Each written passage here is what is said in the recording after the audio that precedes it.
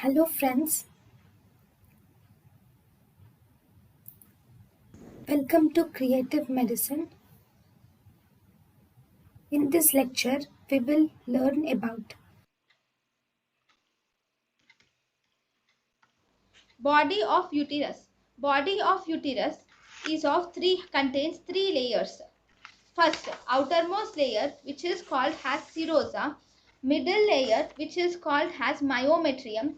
Innermost layer, which is called as endometrium. Myometrium. Myometrium is the smooth muscle layer. The myometrium is the thickest layer and it is arranged in three layers.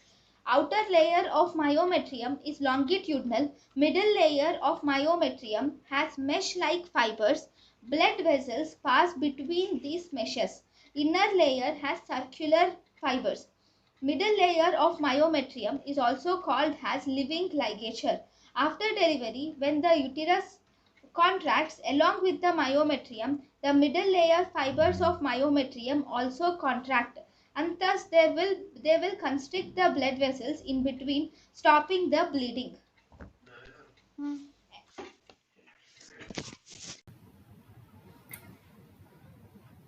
thank you and thank you for watching.